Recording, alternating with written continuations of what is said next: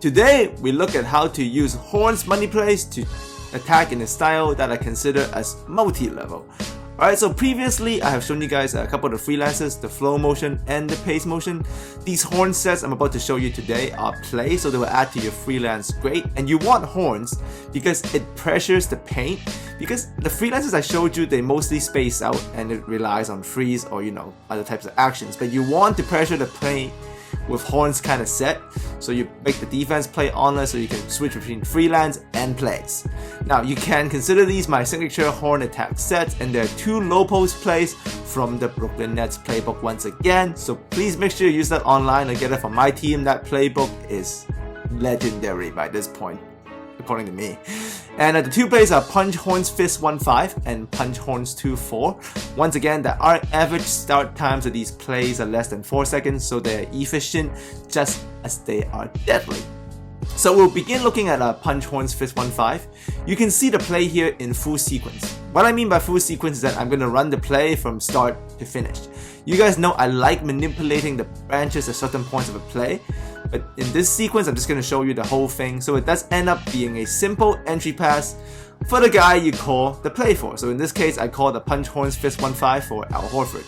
Now there's many ways to do it, other ways obviously, so you can use the first screen. Now if you use the first screen to attack where you turn the corner hard and you try to get into the free throw line extended area, it mostly will cause the defense to break if you let the roll man finish his roll. You see that? I get into the free throw line extended and I can get a free just out of that first screen.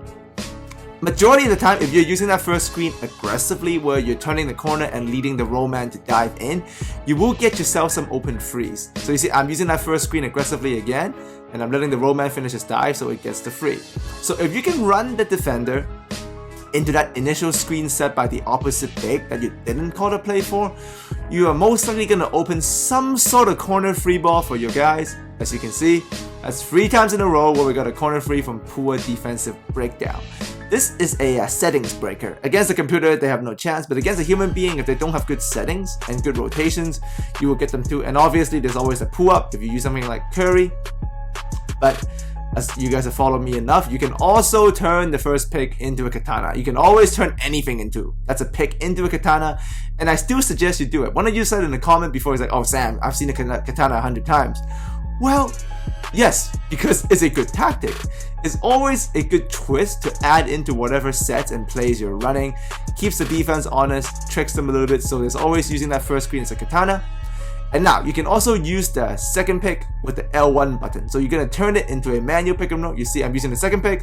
I held down L1 as Horford came up to set up. It's a fake pick, really. If you let computer do it, it's going to be a fake pick. But you can turn it into a real pick simply by holding on to L1 as, or in this case, Brook Lopez gets close to you. I'm just going to hold L1, which turns it into an actual pick. And I can attack from there out of whatever freelance you have set it to, flow motion or pace motion.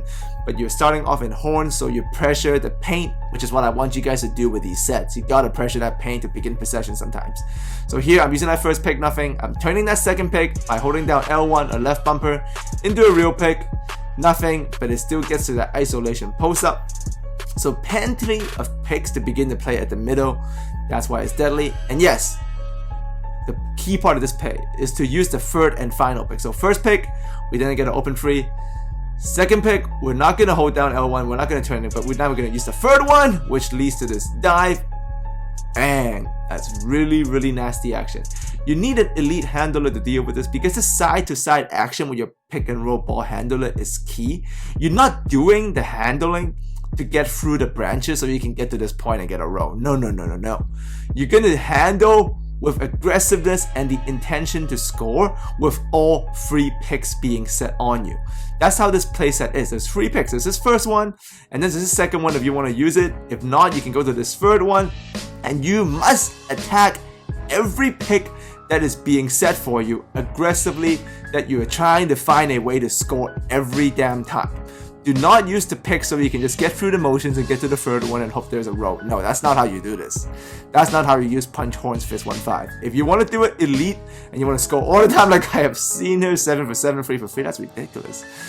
And there you go. So you gotta attack hard every single damn time. every pick you're using, you are looking for a shot to score. You are not doing to go through the motions, like nonchalantly. I'm not even saying that right. Anyways, aggressive use of every pick is the key. Finish strong. Alright, here's play set, play number 2, play set number 2 for today, punch horns 2-4. This is a pass first horns attack set, and it is just as important to have as the other one. So once again, I'm going to show you the play in full sequence. So this is me running the play to its entirety, following every branch, just to show you what it looks like if you use the whole thing. And you see, it leads to a handoff here, goes back to another pick and roll on the other side, and it ends up with the post up out of a cross screen here. And what you would do out of that afterwards is up to you. Now, you want to start off with the entry pass. This is how this play starts. So if you start off with the entry pass, you give it to this big, you control the big, you want to fake a couple of passes and back into the guy in the corner, which opens up this handoff or shuffle pass into the J. This is a very sneaky kind of attack because the original passer who does the entry pass actually goes as an off-ball screen in the corner, and you can also set a butt pick with the postman. You can also hold triangle to flush the other guy in, so that corner man has plenty of action to score. He can come off the entry passer off-ball pick and the postman's butt screen and for a free, or you can flush him back in. As you can see here, I'm flushing Randy Ford back in, which draws the easy foul. And with Avery Bradley handling here, I'm also going to steal entry passes into Amir Johnson, which is going to lead to Al Horford. My mistake. Avery Bradley is going to set that screen for Isaiah, and we're going to butt pick Isaiah with Horford dribbling the ball manually, and we get the free ball. And once again, you can also turn the entry pass into a katana, which is important. So you can have some early offense, try to throw off the other guy, you cut around him. If you get stuck, easy 2. This is a high possibility play against computers all the time. There's no point doing any of this computer, they can't guard it.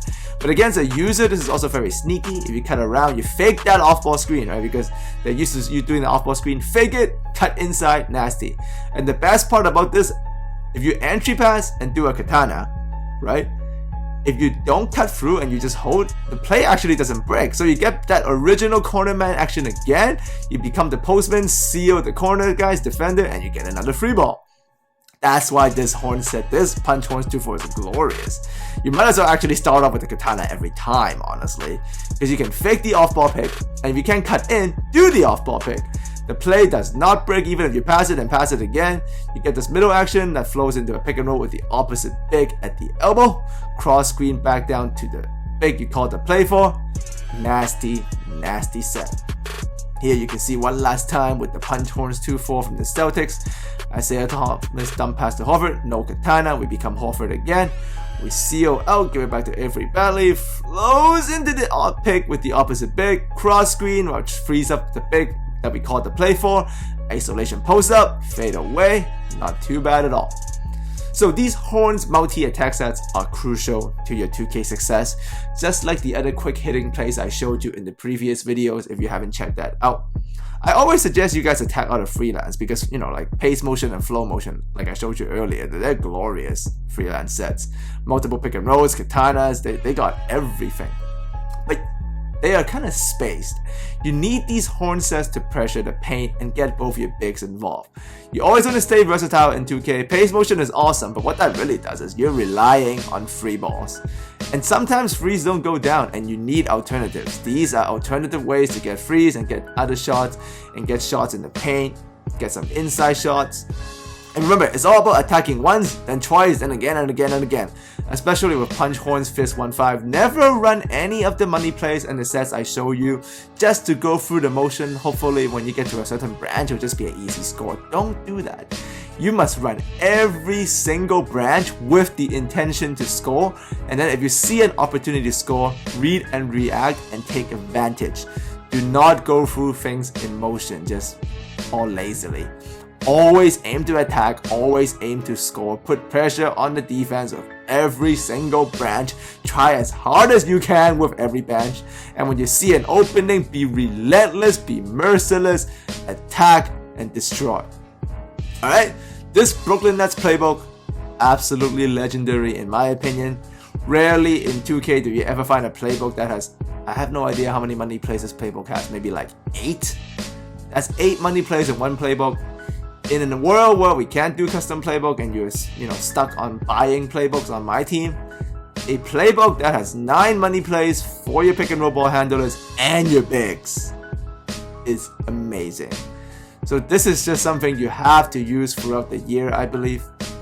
I will also do money plays on other playbooks, but I don't think you can beat this. And for the offline players, you guys are lucky. You can customize your playbook so to whatever the heck you want, add every play you see here, because these are glorious. So as always, thanks for coming by. New freelance videos coming out, both in 4-1 spacing and in 3-2 spacing. That complements everything. Also more NBA breakdowns throughout the year. I do watch NBA basketball a lot because that's where I get my inspiration from running these good sets, right? I see what I see in real life and I apply it to here. As always, thanks for coming by. I'll see all of you next time.